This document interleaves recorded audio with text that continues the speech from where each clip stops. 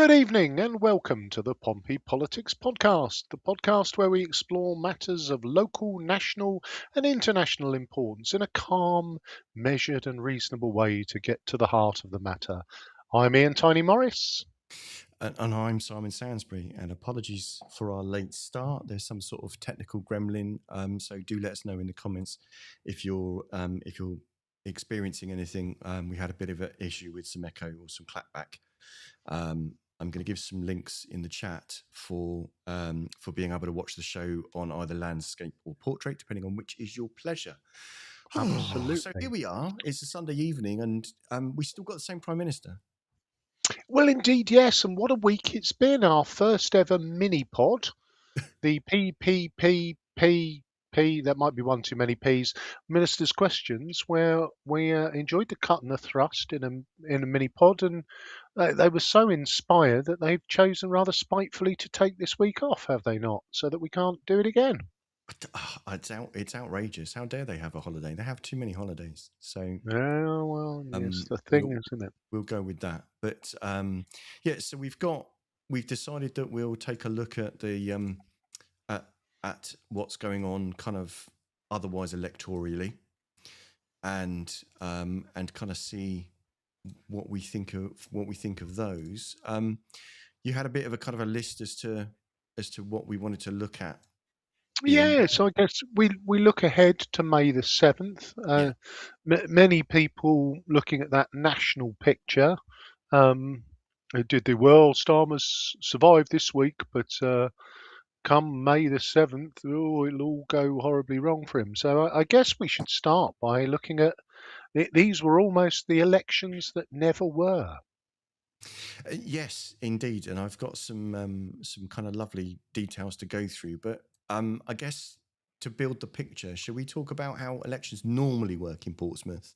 Oh, well, yes, the old 3 in 4, isn't it? Yes, yeah, and it's one of the ones which most people who follow the pod know we like to give a decent overview, which is 42 councillors split into 3 chunks of 14 wards. So we elect on 3 out of 4 cycles, and then we get a year off when those who are not part of a unitary authority, so if you cross the border into the Badlands of Fareham or Havant or Waterlooville, you get an election every year, and on the 4th year you get to elect your county councillors. But because we don't have them, we get a year off, which is what we were meant to be doing last year. And we did. We had a year off. Well, we did, and yes. So if you kind of look at our fallow year, were, so for example, 2014, 2015, 2016. Our fallow year was 2017, although there was a general election that year. There was. And then the next fallow year was actually due to be 2021, but it was brought forward to 2020 because of COVID.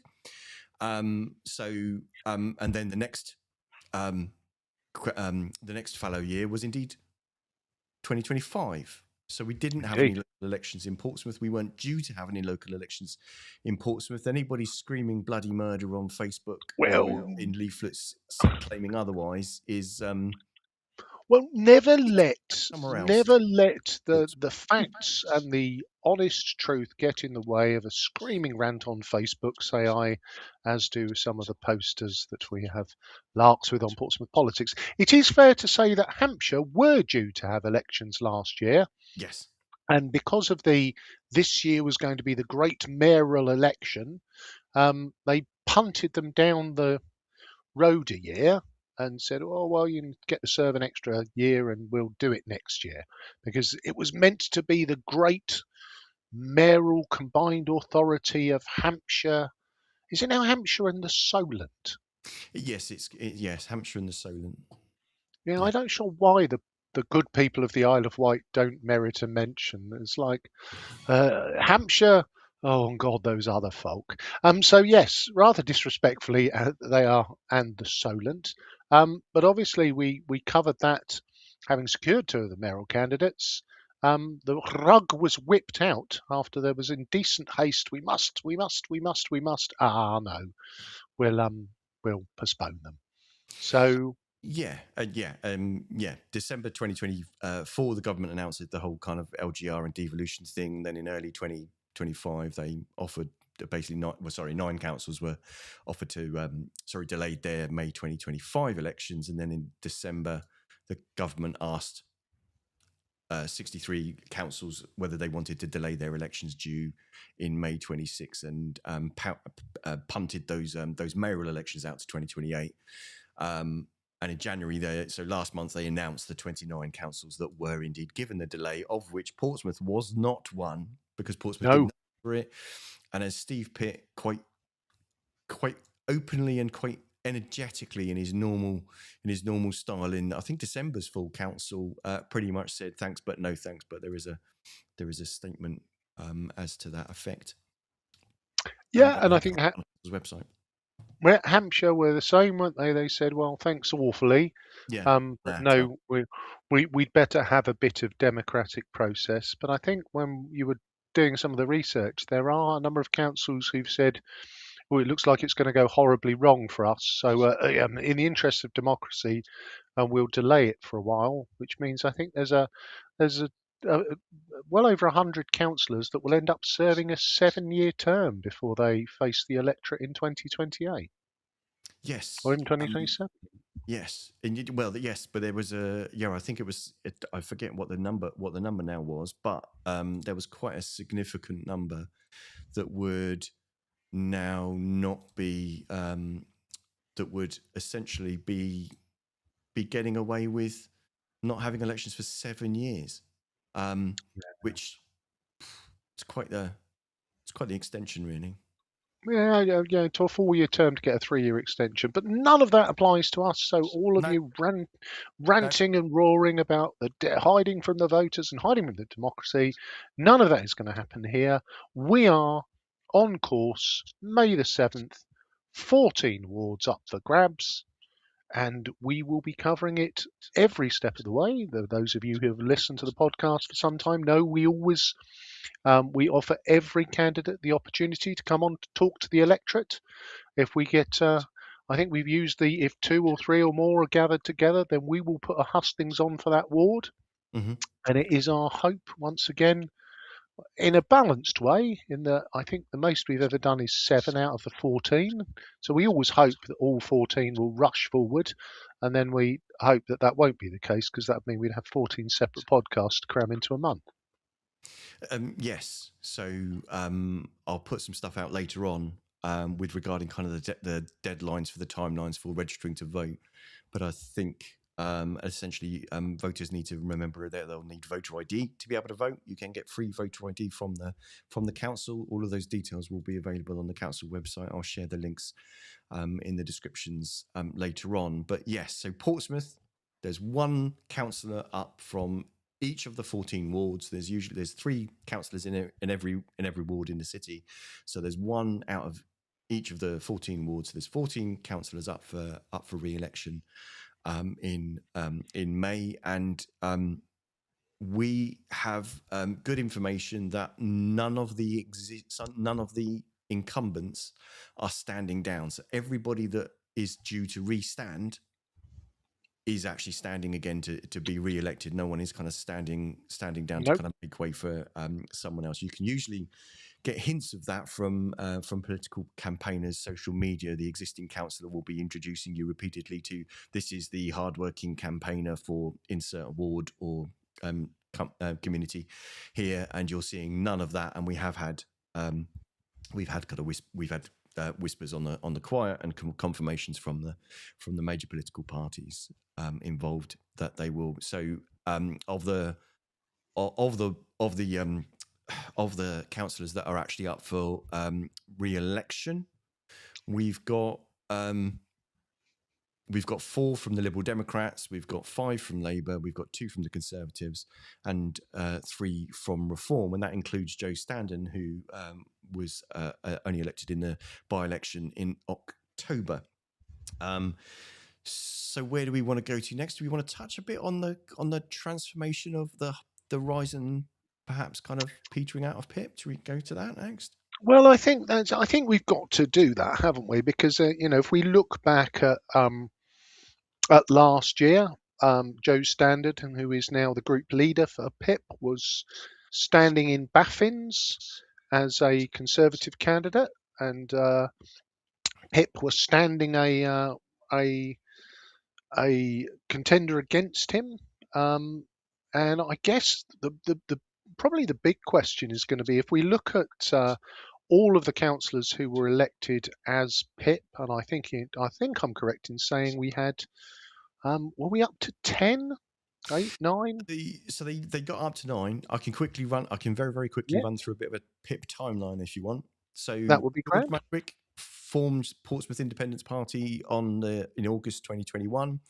And then in the May 2022 election, PIP secures 3 seats in the local elections. The following May 2023, they secured a further 3, taking them to 6, and then in May 2024 they secured a further 3, taking them to 9 seats. Which actually, once there was some things with the because at one point they were the opposition, and then the Labour Party group went back up to 9 because there were some investigatory suspensions. So there were some councillors that were temporarily suspended from the Labour group.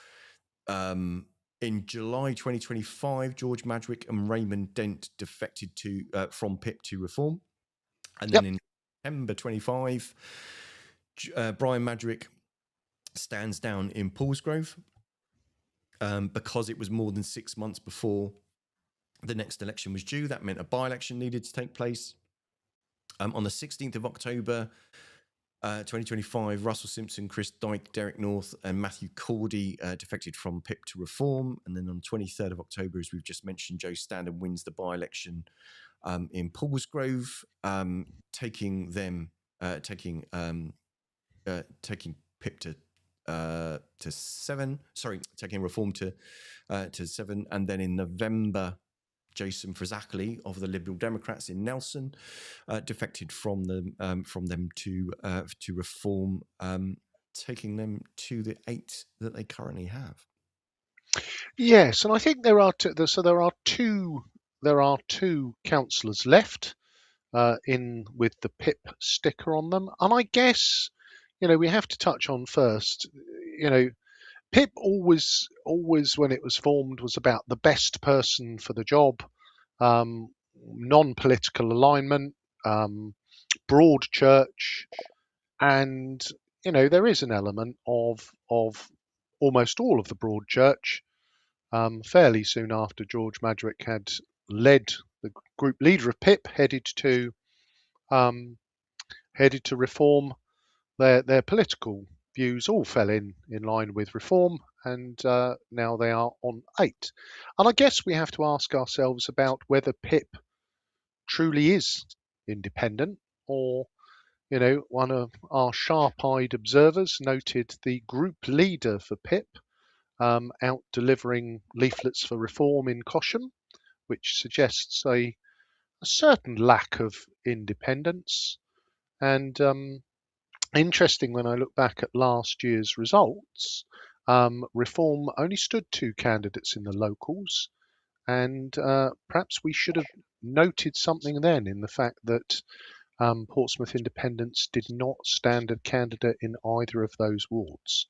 So it'll be interesting to see whether the 2 PIPs remain as PIP post the election, because neither of them are up for grabs, or whether they have the same Damascene Road conversion and move across to PIP, which could that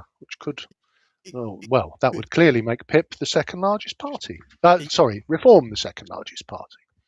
Yeah, and just to kind of give a bit of context, I know we're kind of moving into really kind of talking about how the which party has got how many seats over time. In 2021, the Conservatives had 16, the Lib Dems had 15, Labour had 7, PIP weren't around them Nope. before independence, and Reform weren't around then either. And that's now gone to a point where in the May elections in 2024, down to 4 Conservatives, 19 Lib Dems, 9 Labour, 9 PIP, 1 Independent, Councillor Cal Corkery, in Charles Dickens, and now because of that defection of Jason Fazakerley and that by-election in Paulsgrove, now it's 4 Conservatives, 18 Lib Dems, 9 Labour, 2 PIP, 1 Independent, and 8 Reform. So it's it'll be interesting to see kind of what further developments there are. I won't read through it, but I'm just popping onto the screen kind of the image of the vote share by percentage across the city since 2021 to 2024. Yeah, and I think again, those who have followed the history would say that effectively the Conservatives dominated the north of the city, and since the rise of George, who was the first of the Portsmouth independents, and it would be fair to say that um, it was a massacre of the Conservatives across the whole of the north, almost the whole of the north of the city, that has been seen the rise of PIP and slash now Reform. So they've been much more active in the north, very successful, unseated a lot of fairly high profile Conservative councillors on the way. So now I guess it leads us into that discussion as to how much are the locals going to be affected by local politics, where obviously the Dems have done very well, and will there be this kind of populist surge of reform that the polls were suggesting? But I I'm mean, not so sure.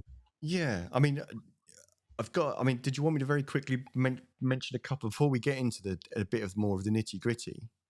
There are a couple of other elections that are coming up that are sooner that might be kind of more, Might give us a yeah. bellwether. What have we got to look at first? So there's the Gorton and Denton by-election due to the Labour MP Andrew Gwynn standing down due to significant health reasons.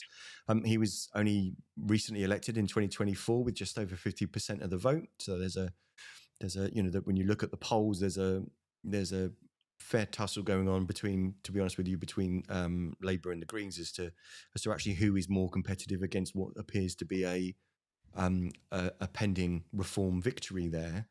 Mm. So that'll be an interesting one to watch. But a bit closer to home as a council by-election in Shirley Ward in Southampton. They're having their second by-election in 2 years in the same ward. Oh, Their councillor in 2024 was Satva Kaur, but she stood down because she got elected in the 2024 general election as the MP for Southampton Test, and then the Liberal Democrats won that election with George Percival being elected, but he's now standing down because he's received a promotion at work that takes him out of Southampton.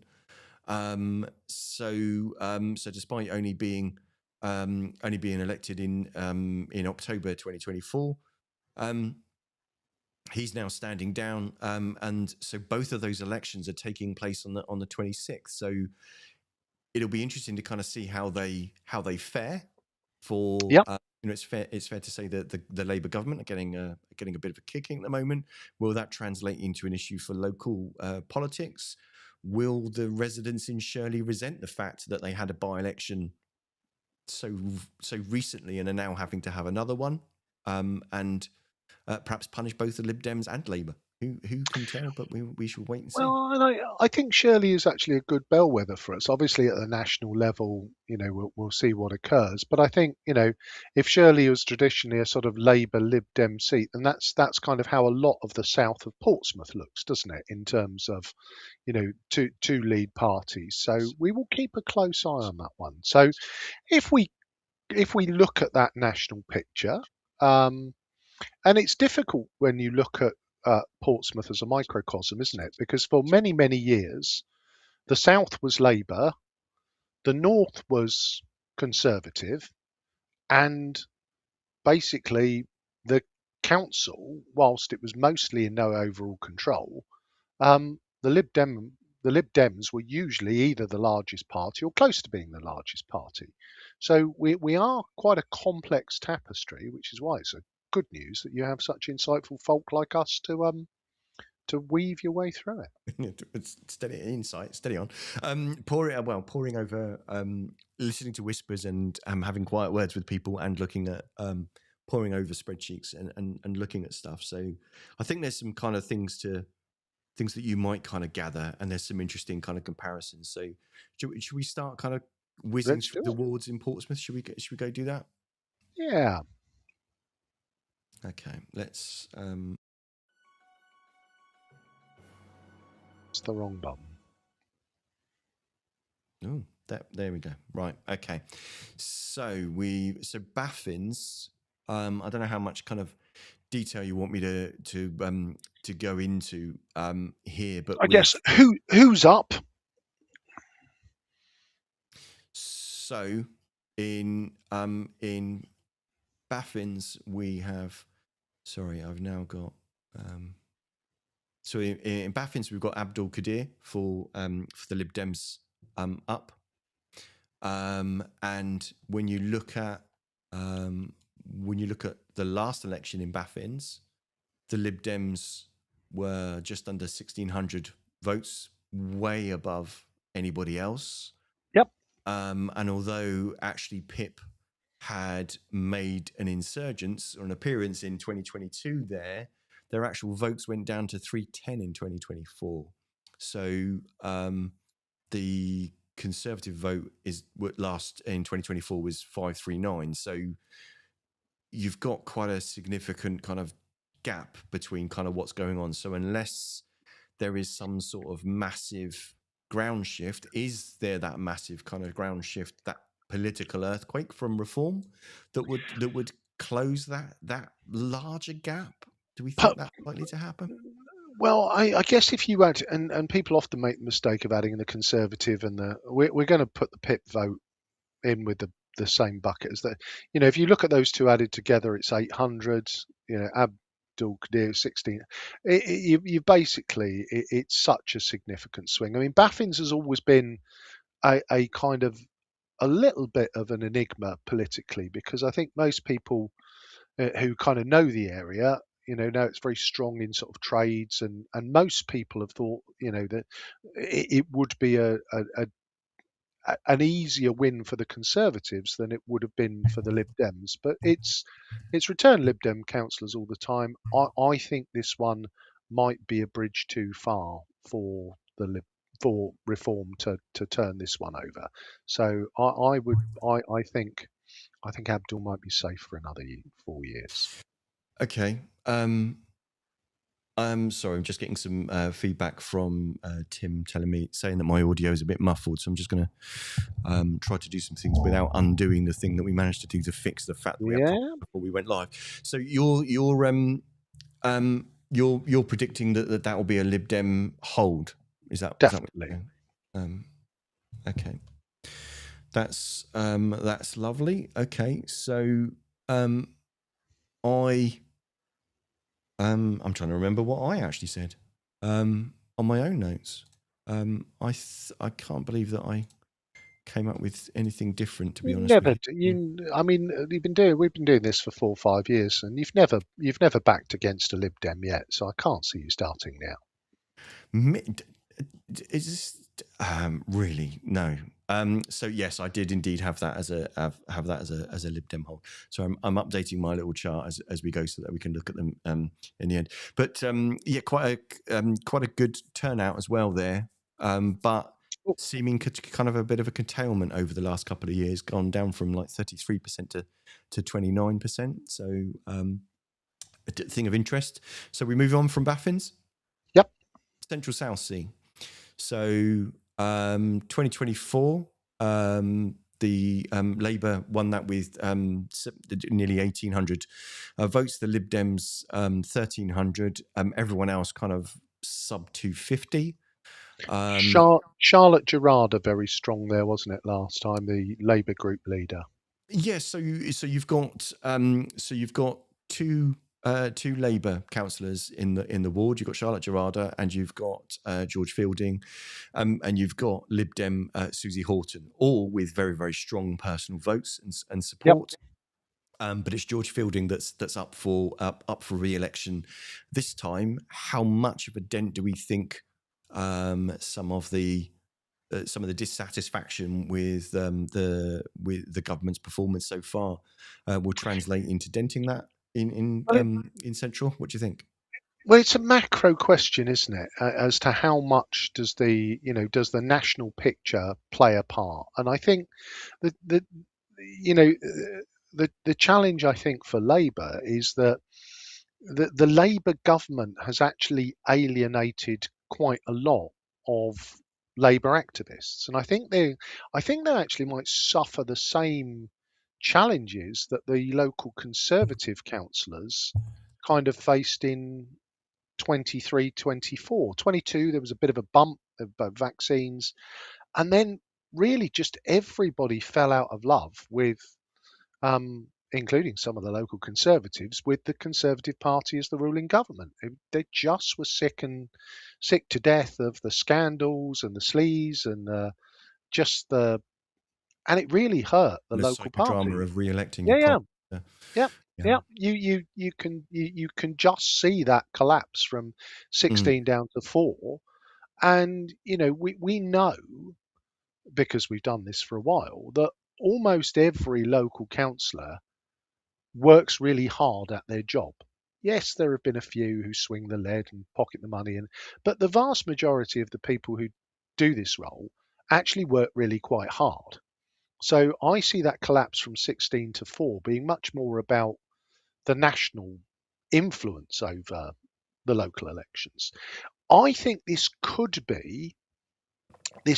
be a ward where I think Labour might struggle, but I just don't see Central Southsea as being a place where reform is really going to get a foothold.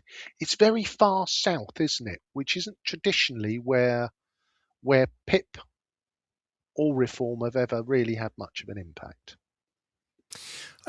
No, I mean they had a bit of a showing, didn't they? In when Lee Tyndall stood in Eastney and Craneswood, we had a fair crack there before standing elsewhere and then getting elected. And he's one of the two that have remained with Pip. So Yep, it'll be interesting to kind of see. I think for me, there's two. So excuse me, there's two things at play here. One is how much will the national picture depress the Labour vote, yep. and how much of the Labour vote will the Greens get if the Greens put in a candidate there? Now, I've had a Ah, whisper that the Greens are putting a candidate, like last time, they're putting but a candidate up in every ward. yeah, but Um, so I, the critical thing was how much campaigning will they do in the ward? I think that could kind of make a difference. But I think the national image, the national picture, and whatever residual vote that the Greens will get, just because they'll have a candidate in play anyway, and there's a fair bit of um, and Labour vote drifting to the Greens. I think the Lib Dems will take the ward. and that's where I've got to, Simon, if I'm honest. And a word for our local Greens. I love them dearly, um, but I just think they're, and forgive me, but their political strategy is awful, hopeless even. They're a small party. They try and put a candidate in every ward, and they seem content to get 4%, 5% of the vote in every ward, and they do the same again the next election. If I was the Green strategist, and it's very unlikely they'll give me the job, but if I were, It will be a shock it, appointment for it, everybody it, concerned it will if that be. happens. It's like, the love child of Morgan McSweeney and that funny little Geordie fella that the Conservatives had suddenly appears as the Green strategist in Portsmouth. But focus on a couple of wards, put your energy in, and go for some of the smaller wards you might win. So, yeah, I think they'll take a couple of hundred votes here or there. And like you, I think this will be a Lib Dem game. Okay, interesting. So we're no disagreement so far. Um, Charles Dickens. Then here's the one where the turnout turnout in 2024 was under 15% in the ward. It's the ward with the lowest turnout across the city anyway, and it basically was 4% lower than kind of it normally trends. Having said that, it's staunchingly voted Labour for the last 4 elections. No, it hasn't. It got what? The elected cow. Oh, have I got a problem? No, I beg your pardon. Sorry, because Cowies were 1 point on the. Sorry, out 4. Yes. Sorry, 3 out of the last 4 elections. My apologies, Cow. I hadn't put a little dot for the for the independent because I've done it as a line graph. Because Yeah. for stress reasons, I can't do bar chart. Oh, I don't like bar chart. Lib Dems and graphs, eh?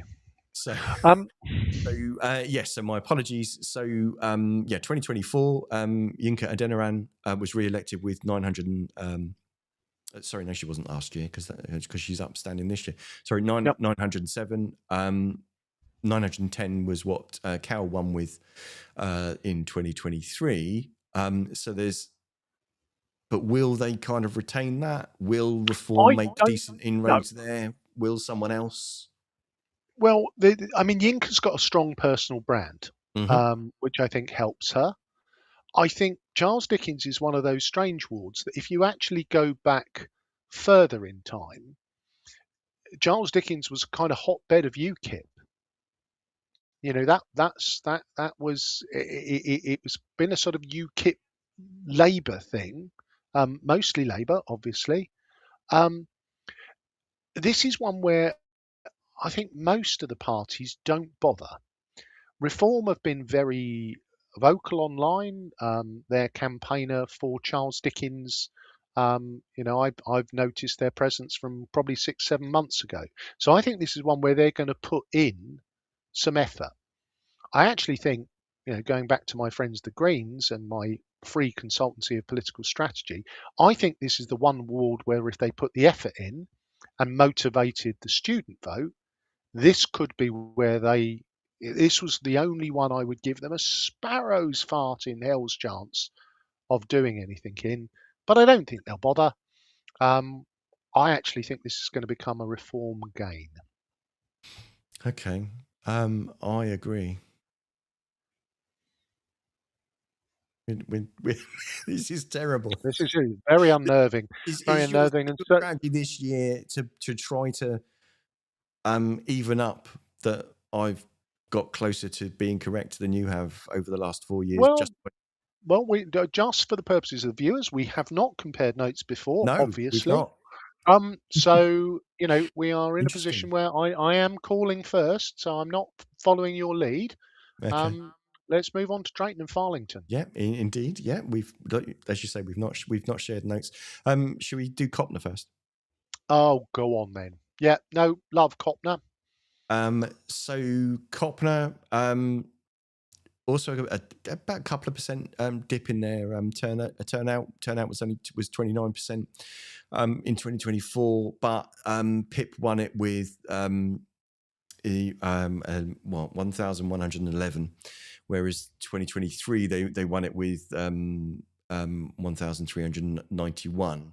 Back in 2021, the Conservatives were strong there with 1,636. So Labour are kind of middling with around kind of 640 last year. Everyone else is kind of sub 200. So I can't see Labour really investing here because they're defending 5 wards, and I think they'll struggle with that. So I can't see them basically doing anything to overturn any kind of dip based on the national picture here. So I think the question is, will that PIP support transform to Reform support, and will they remove another Conservative from the council? Well, Ben Swann is up for re-election, and Ben is a big fan of Ben, hard-working Conservative councillor. I mean, Ben had the option. Ben has shared with us and has given us permission to share that he was invited to join Reform many months ago, and has politely declined their offer as he considers himself He's much more aligned with the Conservative Party in values, which I think, for me, I think shows a degree of integrity. Because ultimately, I think if Ben had gone to Reform, Hmm. I think he'd be guaranteed a win in the upcoming election, because I think he's got a strong personal brand. He works hard. He's been the councillor there for a number of years, and I think he'd be a slam dunk. The rise of Reform over the last couple of years and the collapse of the Conservative vote, I I, I desperately want to. I If there's one result that I would really like to see, it's Ben retaining his seat. I think he will suffer a narrow loss to Reform. I agree in both parts of that assessment. I think it's going to be closer um, than anybody would probably like. I think it's going to be a close one. I don't think it's Yep. going to be an easy win for Reform, but I do think they'll win it. Yeah, I mean, I guess the only other question is, when we look at local parties, Hmm. the Conservatives have really only got two wards. They've got two wards to defend, haven't they? Yes. And I don't think they would have any realistic aspirations of gaining anywhere else. So, I mean, I think that the hope for Ben is that, the Conservatives, the local Conservatives that remain, are going to be pouring all of their energy into Copnor and Drayton and Farlington. And I will personally be keeping my fingers crossed for Ben, even though I am not biased, brackets, but in this case I am very Well, no, biased. he's been a very Close good bracket. friend of the pod, and Yep. we certainly wish him well. Unfortunately, politics is that brutal business, isn't it? Where it's And the and as we've said many yeah, times before, it's a very very weird interview process. yeah, and The it end of is that, period assessment. yeah, Yeah, and it is that interesting, it is that interesting piece where, you look at it, and I think everyone would be, if Ben was wearing a light blue rosette, I think he'd be guaranteed a win. And Joe was wearing a dark blue rosette in Baffins last year and was unsuccessful, but wore a light blue one in Paulsgrove and absolutely romped home, back in October. So, yeah, yeah. we've got that as a Reform gain. We have indeed. So next up is Cosham. So where we both are. Yep. So so last year it was a pip win for Derek North with 1,149 votes. Labour taking just over, 1,009. Um, but But our but, Portsmouth North MP, Amanda, was the Labour candidate. yes, she was the candidate for the council elections in 2024. We've got two Labour councillors in in Cosham, Mary Vallely and Ashgar Shah, and it's Shah that is up for re-election. Um, the Conservatives in 2024 were distant 640 odd. No one else really basically in play whatsoever. Again, how much of that PIP vote would transfer is transferable to Reform? I think this one is going to be close because Shah has a strong personal following and a personal brand, and he doesn't do a lot. To be fair, he does next to nothing of the national politics or even actually of the party Yep. politics. He's very much a not that I'm saying anybody else isn't, but his focus, what he talks about a lot is his community focus and what he does in the community, rather than talking about these are the talking points that I've got from the party HQ. So I think this is going to be tight, but what did I have this down as? What did I have this down as? Well, I Want me to said give that, mine first, or you're going to do yours? yeah, so I'm not going to be seen to follow. I've got this one very close as well. I think this is very similar to Copner. We've got a hard-working local councillor, Hmm. um, who works very hard, but unfortunately, I see the same. I know that Reform have been hitting um, Cosham very hard. The amount of recycling I've had to do of their leaflets tells me that this is an area they're targeting, and I think because of the National Party influence, I think Shah's going to come up short, and I've got this one down as a Reform gain. Okay. To make it a bit of interesting, then I pretty much had this as a too close to call, but I'm going to say that Shah's going to retain it. Oh, there we go. Okay, now we can get to Drayton and Farlington. Yes, I've forgotten. I was too eager. Simon Bowsher, the incumbent Conservative group leader, and I mean, Drayton and Farlington, we never used to bother spending any time on this at all because, I think if you go back a few years, the margin was, I think they would get something like 65% of the vote share. So Yeah, no one was. in 2021 there was just under 2,000. The majority was just under 2,000. Yeah, which when you look at that as a majority, when you look at somewhere like Charles Dickens, where the winning candidate got 900 votes, it gives you an idea of just how blue this was. Reform got much closer than I think anybody predicted last year, but it remained Conservative. I think Simon is going to do enough to keep this one. Yeah, 122 votes in it last year. Sorry, not Yeah. last year, last time round in 2024.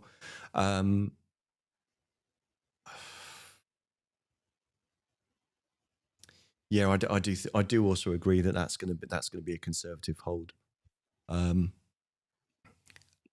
It would be quite the event of the night if Reform were able to actually take out the leader of the Conservative group.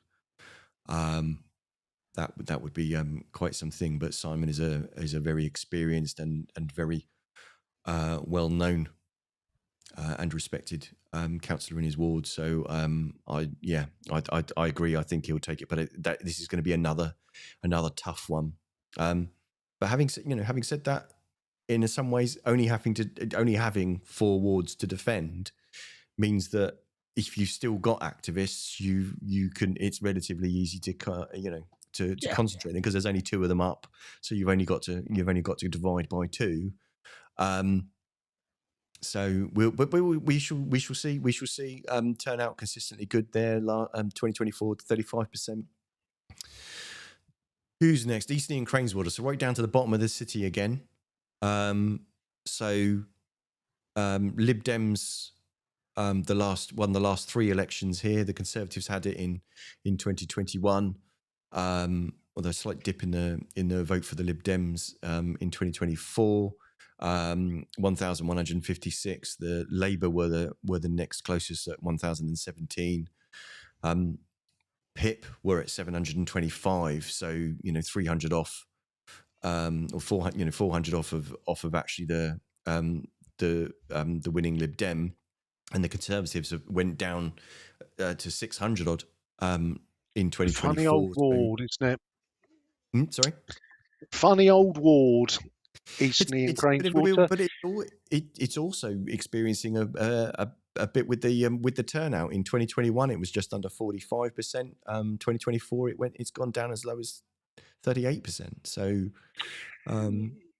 you used to be nailed on Conservative. Yeah. An area where it wasn't PIP that's kind of, consumed the Conservative. This was kind of the blue island at the bottom of the city.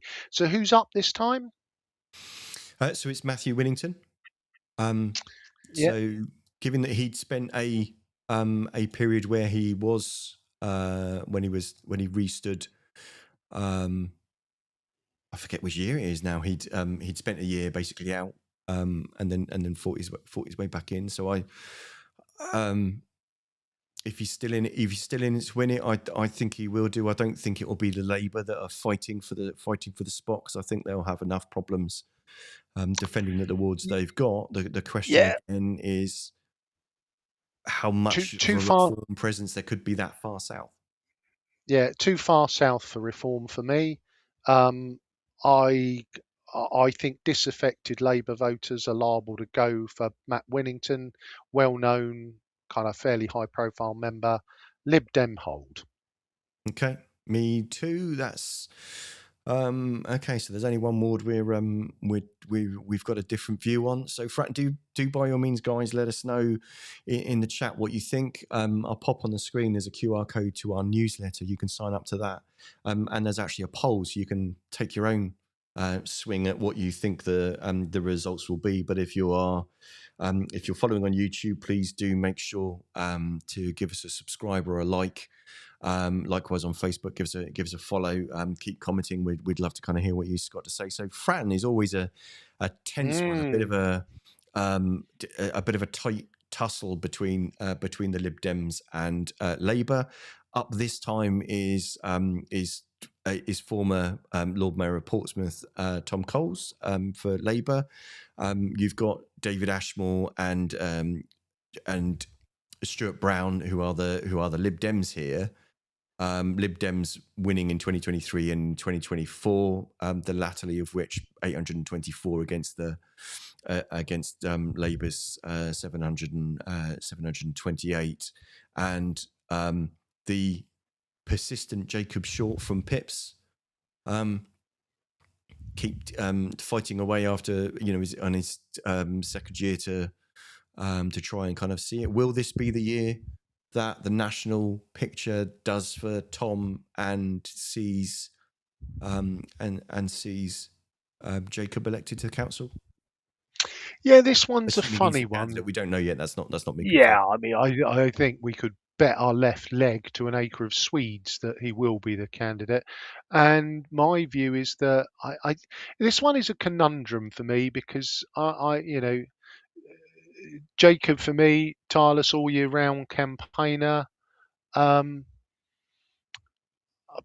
but I just don't see him as a reform person. I just don't. Everything about how he campaigns, how he conducts himself, how he speaks, how he engages. So it is going to be an interesting one because if he does end up standing with a reform rosette, it's. I think it's difficult because I'm not sure that he will take all of his personal brand vote with him because I think in terms of that values led approach, I don't see Jacob.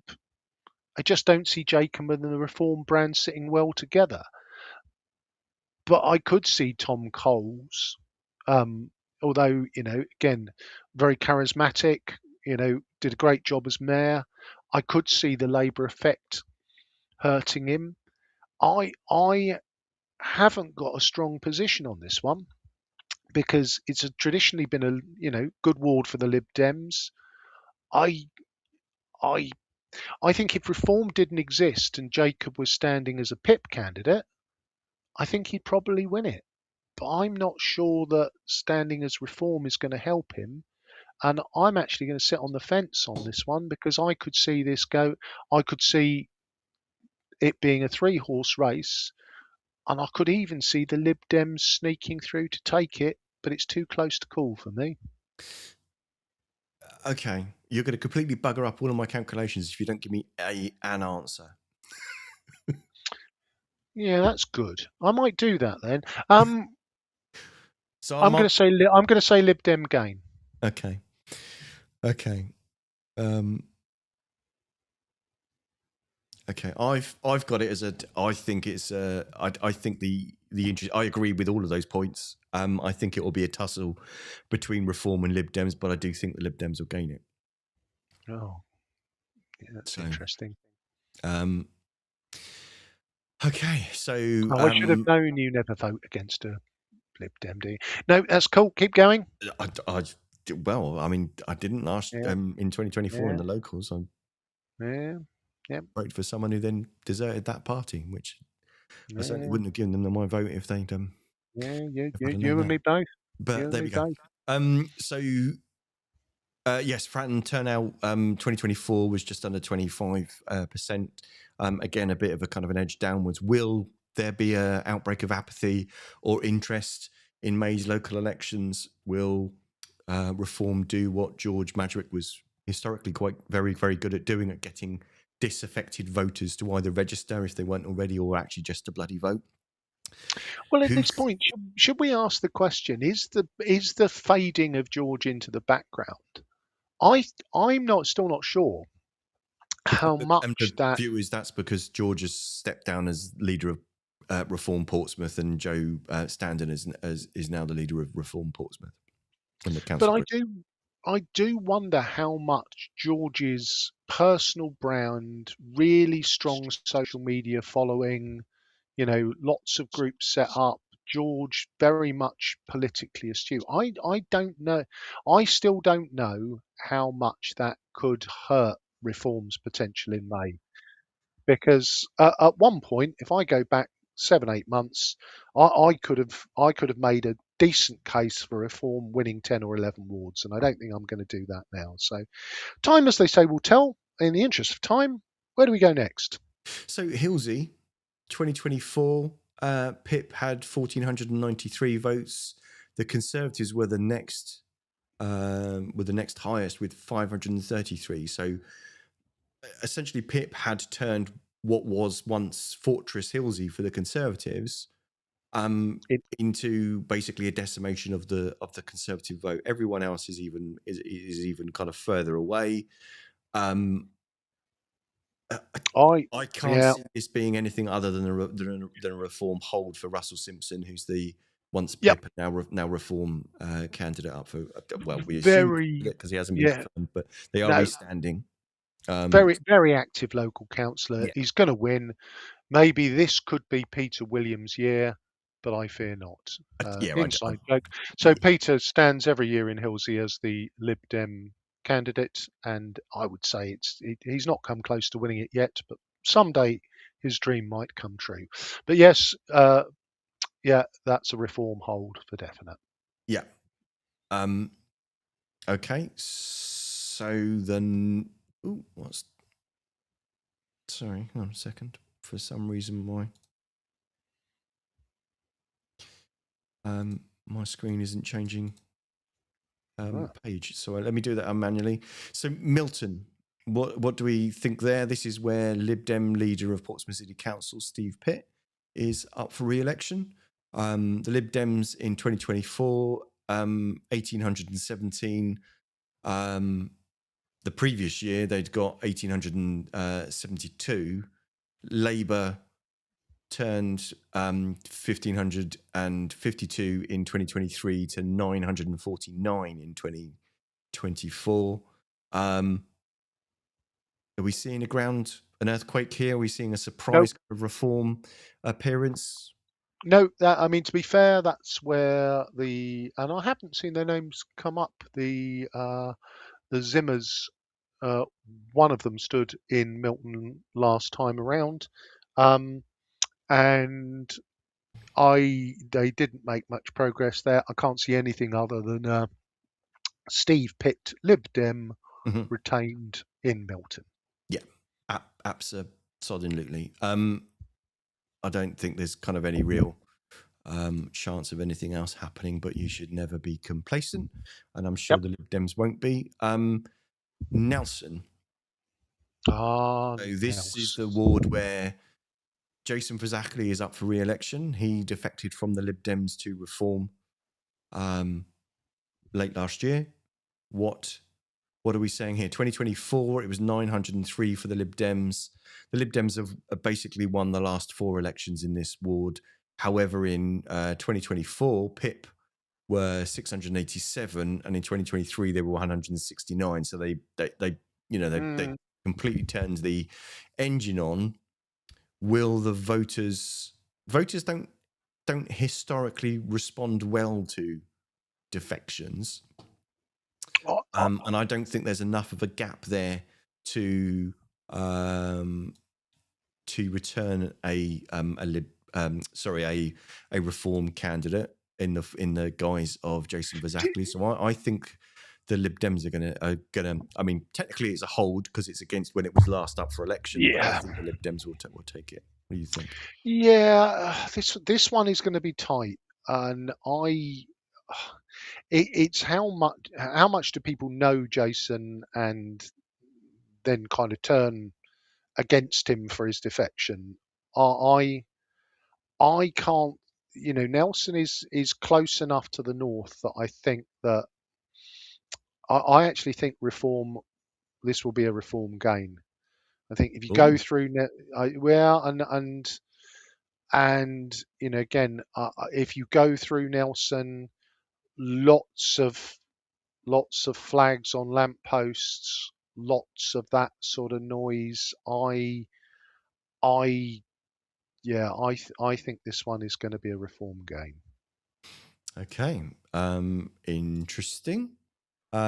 We're getting there. The end is in sight, mate. So, Yeah, Paulsgrove. yeah. Let's We've just only, skip over this. Joe yes, is going to win by an absolute bloody landslide. He yeah, won in October. Um, he's going to win again yeah. in And my May. chart here only has the regular elections. It hasn't got the Yeah, by-election results on it. But yeah. yeah, I don't think there's any chance whatsoever in anybody else other than Joe winning in Paulsgrove. St Jude. So this is where you've got Judith Smythe from Labour up for re-election.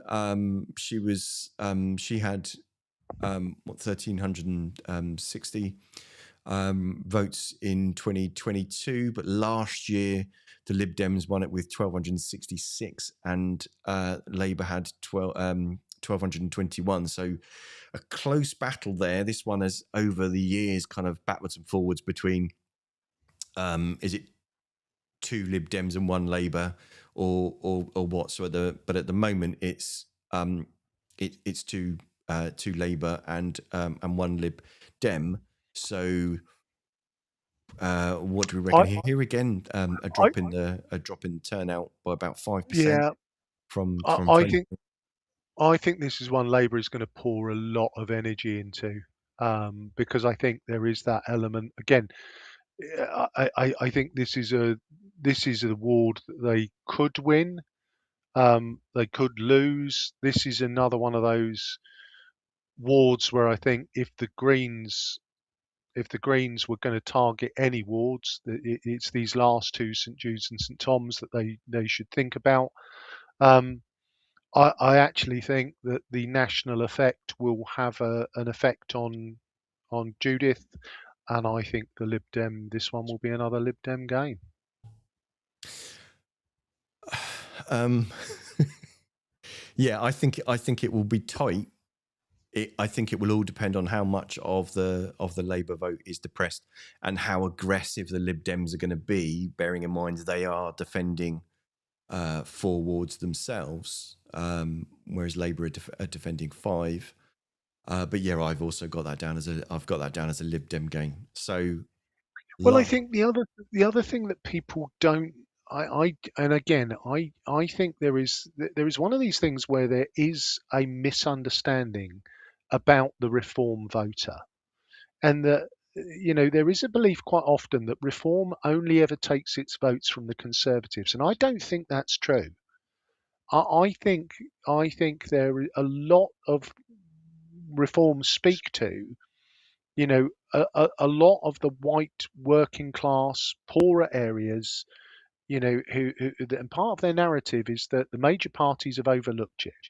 And so I don't, I think we always think about sort of, the Labour voters going further left and heading to the Greens, or soft going to the Lib Dems. But I think, it's only got to take for reform to eat a couple of hundred votes from that Labour base in these poorer, the more socially deprived areas. And I think that is going to have an impact. So that's why I'm calling a Lib Dem win here. okay. So last but by no means least, St Thomas Ward, Yep. to Old Portsmouth. Currently incumbent is Mark Jeffrey from the Lib Dems. Again, there's a vote share kind of since 2021. Sorry, vote turnout has gone down by about 5% since 2021. But the Lib Dems have won the last 4 elections in this ward. It used to be a 3-way fight between the Conservatives, Labour, and Lib Dems, but this now seems to be quite a healthy Lib Dem stronghold. Yep. What Not you going to not going to change. Yeah. Lib Dem retain. Let's have a look at the final scores then. Okay, so Bearing that in mind, if we go to the what would happen if our predictions were correct, then I've got some. Sorry, I just need to sort something out because Yep. because you've leaned forward again. It's complete. I shall lean back. No, that's okay. Don't bloody move it now. Right, stay. Okay, you pain in the ass. Right. Okay. So on our reckonings, based on what we've said, we then come up with. I'm just going to double check that they actually all add up to 42. So your predictions result in 21 Lib Dems, 4 Labour, 3 Conservative, 11 Reform, 2 for PIP, 1 Independent, and 0 Greens. My predictions result in 22 Lib Dems, 5 Labour, 3 Conservative, 9 Reform, 2 PIP, 1 Independent, and 0 Greens. So I appear to have been kinder to both Labour and the Liberal Democrats. As is your way. But that is the magic number, isn't it? Because at 21, it's still no overall control. So the Lib Dems need 1 vote to retain the leadership. But at 22, that is the magic number. And if that's true, then it turns orange and they can rule like the gods they all wish to be without the help of any other parties. Yes, that would give them overall control for the first time since 2018. So that would be we will watch with interest. And as always, dear listener, there are only ever 2 types of prediction: lucky and wrong. And if history tells us anything, we are more likely to be the latter than the former. But there's still a lot of mileage to go, potential scandals, all things could happen in the next 3 months. Keep listening. We will try and keep you up to date with everything that happens. You've been listening to the Pompey Politics Podcast. I've been Ian Tiny Morris. And I've been Simon Sansbury. Please do join us next week where we get into the sexy subject of potholes, parking and roadworks. We're graced with the presence of Portsmouth City Council Cabinet Member for Traffic and Transportation, Peter Candlish, who'll be helping us understand how all those things work, what the challenges are and what the council's actually doing about them. And then the week after that, we'll be doing our coverage on the full council at the end of February. And then the following week, we've got Darren Sanders, the Cabinet Member for Housing, coming on to talk to us about all things housing. So if you have any questions that you want us to put to either Councillor Candlish or Councillor Sanders regarding either traffic or housing, please do email studio@pppodcast.uk. If you scan the barcode on the screen, it will take you to our website. You can go to our website, which is pppodcast.uk, and see kind of all of our full links there. But otherwise, kind of message us on social media. We look forward to that in-depth digging deep on the roadworks now that Eastern Road's been reopened. That'd be good. That's good news. Allegedly. Till next week. So we'll see you. We'll see you then.